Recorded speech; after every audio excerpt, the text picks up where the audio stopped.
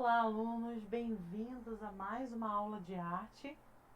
O tema da nossa aula hoje é música. Essa aqui é a quarta unidade desse caderno 1. A gente finaliza então aqui esse caderno falando sobre música. Vamos lá. A gente vai passar vai falar um pouquinho da história da música aqui. Assim como a dança, o teatro e as artes visuais, a música também está nos primórdios no desenvolvimento da humanidade. É possível que o homem primitivo tenha utilizado a música para atrair ou afastar animais, cultuar as forças da natureza, celebrar acontecimentos festivos, entre outros. Ele usou recursos naturais como o bambu, ossos, frutos secos, troncos e cascos de animais para fabricar seus instrumentos musicais. Então aqui está falando que como o teatro, as artes visuais, né, a gente que tem visto nas unidades passadas, na unidade passada a gente falou sobre a dança, né, a gente já falou sobre a arte visual em si, né? Então a gente vê que desde que o mundo é mundo, desde os primórdios do homem primitivo, a gente entende que o homem tem essa necessidade, essa necessidade de se expressar. Então a gente entende que a arte, todas as facetas da arte e todas as formas de expressão da arte, ela é inerente ao ser humano. Porque desde que o homem existe, ele tem essa necessidade. Então a gente viu lá na arte rupestre a necessidade que o homem tinha de estar fazendo aquelas pinturas nas paredes das cavernas. Não é verdade? Ele estava fazendo arte, se expressando. A gente entende que era um momento ritualístico, né? Tinha uma função, eles estavam expressando algo, né? Era um ritual, mas eles estavam ali expressando algo. A gente viu também na aula passada sobre a dança, que existem alguns registros rupestres de dança e que a gente entende que aquela dança ali podia ter várias finalidades, vários objetivos, várias formas de expressão ali, o que eles queriam expressar ali, né? Por que eles dançavam? A gente fica assim, conjecturando, imaginando o porquê, né? Assim também é a música. A gente entende que existia a dança, e se existia a dança, a gente entende que também existia a música, até porque existem documentos, né, históricos falando sobre instrumentos musicais do homem primitivo, feito com ossos. Você que se estranhou aí a gente dizer que existem instrumentos feitos de ossos, existem flautas feitas com ossos de animais, né? Então a gente vê que o homem ele já vem consigo, já traz essa necessidade de expressar a arte visual, a dança, a música. Então aqui a gente vê na imagem aqui alguns instrumentos feitos com recursos naturais. Só que a gente também vai entender que esses recursos eram diferentes. Não era em todo lugar que tinha tal recurso, porque aquela fruta de repente é originária de tal lugar. Então a gente vai entender que dependendo da cultura, dependendo da época, esses instrumentos eram feitos de maneiras diferentes, é claro. A gente vai falar sobre o som, né? Falando sobre música, a gente precisa falar sobre o som. O som é um fenômeno acústico que geralmente se propaga pelo ar. Ao longo da história da humanidade, o som foi produzido de maneiras distintas, foi o que eu acabei de falar, conforme os recursos disponíveis, né? Os recursos naturais que eram disponíveis e a cultura de cada época. Então, dependendo da época, dependendo dos recursos disponíveis naturais, eram produzidos aí o som através dos instrumentos, né? Então a gente vai falar sobre os elementos formais da música. A gente que já falou sobre os elementos formais na arte, os elementos formais da dança, a gente vai falar agora sobre os elementos formais da música. O som tem algumas características importantes para as composições musicais, como intensidade, altura, duração, timbre e densidade. É claro que esse é um estudo muito aprofundado, né? E que é preciso fazer realmente um curso aí de teoria musical, mas aqui a gente vai passar dando uma pincelada sobre esse assunto, assim, muito pincelado mesmo, ok? Então a gente vai falar aí sobre a intensidade do som. É o que nós chamamos no nosso dia a dia de volume. A intensidade pode ser forte, média ou fraca.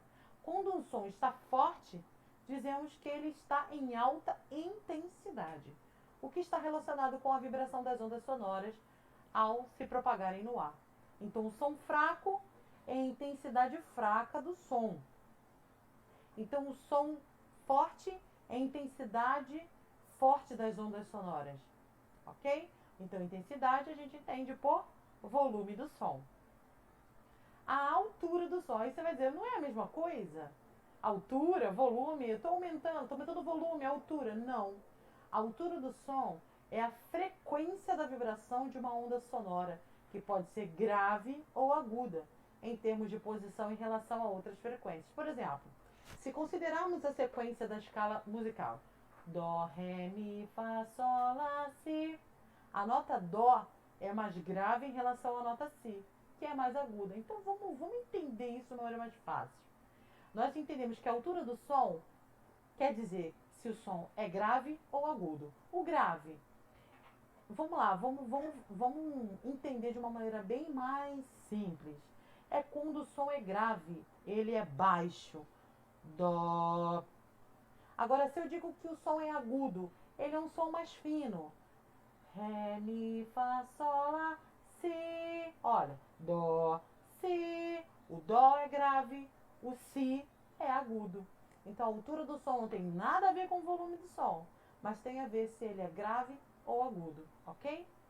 Duração é o período de tempo em que o som e o silêncio acontecem em contexto rítmico.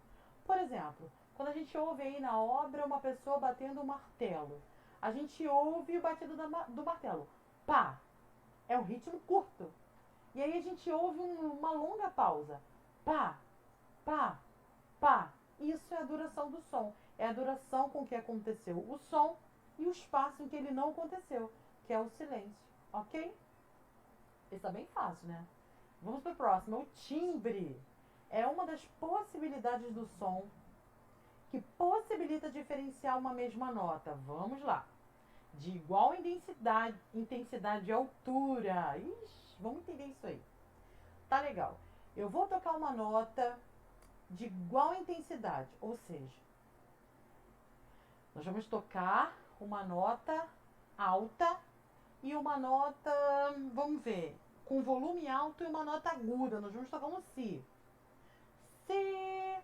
Nem sei se eu toquei, nem sei se eu cantei afinado aqui. Mas vamos lá, vamos entender. A gente tocou o Si num volume alto e tocou na altura aguda. Mas aí, vamos supor que quem tocou essa nota foram dois instrumentos. Um piano e um violão. Um piano e um violão tocaram a nota Si. E aí, como que a gente vai saber qual é o timbre de cada um? O timbre, na verdade, ele é como se fosse uma impressão digital do som. Por exemplo, você pode fechar os seus olhos e, embora esses instrumentos estejam tocando a mesma nota, na mesma intensidade, na mesma altura, você sabe quem é quem. Você sabe quem que é piano e que é violão, por causa da identidade deles, por causa do timbre dele. Acontece também com as vozes, com a voz do ser humano. Por exemplo, de tantos professores que você tem, se vocês fecharem os olhos e eu falar uma frase, você vai saber, é a professora Daniele. Não é a professora Tatiana. Por quê? Porque o timbre da voz da Daniele é diferente da Tatiana, que é diferente do Alex, que é diferente da Paula, que é diferente da tia Regina. Então, é a minha impressão digital. Se, por exemplo, vem alguém aí que você gosta, é uma cantora famosa, você pode estar de olhos vendados, mas você vai saber que é a sua cantora famosa, porque você conhece o timbre de voz da sua cantora. Então, o timbre é a impressão digital do som, seja ele voz, seja ele de instrumento. Densidade refere-se à quantidade de sons que estão sendo produzidos simultaneamente em um ambiente. Então, assim quando diversos instrumentos de uma orquestra, por exemplo, estão sendo executados, eles estão nos dando densidade, eles estão sendo executados juntos. numa mesma sequência de nota, de acorde, de harmonia, eles de ritmo, só que são instrumentos diferentes, de timbres diferentes, mas eles estão tocando juntos, todos juntos. Isso é a densidade. Diferentemente quando um guitarrista, por exemplo, faz um solo, é uma densidade baixa, porque é apenas um instrumento, ok? Então, densidade dá a sensação que de muito, é uma coisa densa, é muita coisa. Então, são muitos instrumentos tocando juntos simultaneamente. Elementos formais e composição musical. A composição de uma música é feita principalmente com base em 3 elementos formais, a saber, harmonia, melodia e ritmo. A harmonia é a composição de várias notas musicais que soam ao mesmo tempo. A combinação de notas nós chamamos de acordes. Então, a harmonia de uma música é a combinação dessas notas. É claro que a gente precisa estudar bastante para conhecer, mas a gente entende que na escala de nota existem notas que se combinam mais uma do que outras. Então, a combinação das notas é que nós chamamos de harmonia. A melodia consiste em uma sequência de notas de modo a fazer sentido musical dentro de um padrão rítmico para quem escuta. Então, a harmonia e a melodia eles estão assim de mãos dadas, são praticamente a mesma coisa, elas precisam uma da outra, mas a melodia é essa sequência de notas. Por exemplo, você vai pegar uma música que você gosta, essa música ela tem uma sequência de notas. Você não sabe quais são, mas essa sequência de notas elas vão se repetir durante toda a música, durante todo a sua música, independente do tempo da música, do ritmo da música, essa sequência de notas combinadas, né, que é a harmonia vai trazer, a melodia ela vai dar essa sequência de notas combinadas, harmoniosas aí. Então, por isso que a harmonia e a melodia estão de mãos dadas. Ritmo, por sua vez, é a divisão de tempo dentro de uma ordem, partes que podem ser percebidas e medidas. Então, o ritmo a gente já sabe, né? Vamos lá, vamos dar exemplo de ritmo que a gente conhece. Samba. O que mais? Valsa. Bolero. Bossa nova. Música lenta. Então, existem vários ritmos de músicas, mas tudo isso é por causa da divisão do tempo. Existem músicas com 2 tempos, 3 tempos, 4 tempos. E isso aí, meu querido, só a gente realmente aprofundando isso aí, quem gosta aí de música, é tão importante fazer uma teoria musical para a gente entender assim e praticar, né? Que a gente vai entender muito isso na prática. Os diferentes timbres e categoria dos instrumentos. Além dos elementos utilizados para se compor uma música, deve-se considerar também as escolhas quanto à combinação dos diferentes timbres, seja de instrumento, de vozes ou de ambos. Então, é preciso você escolher realmente fazer uma boa combinação, né? De vozes, de timbres dos instrumentos. 1. Instrumentos de corda. Aqueles cujo som é pela vibração das cordas. Isso é simples assim, fácil de entender. O violino, o violoncelo, o violão, a guitarra, o piano. Opa, o piano? Aí você vai se perguntar, né? Como assim? Eu só vejo teclas. Mas não, essas teclas elas são batidas em cordas dentro do corpo do piano. Então o piano a gente pode considerar como instrumento de corda. Instrumentos de percussão com membranas.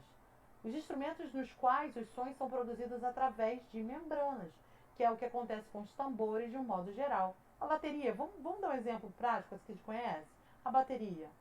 Todos os tambores da bateria, para que saia aquele som, é preciso, né, aquela pelezinha onde a baqueta vai tocar, na é verdade. Essa pelezinha se chama de membrana. Então, todos os instrumentos que tiverem essa membrana, em que você vai bater, você pode bater com baqueta ou bater com a própria mão, ele vai ser considerado como instrumento de percussão, com membrana, ok? 3. Instrumentos de percussão com som produzido usando-se o próprio corpo. Significa o quê?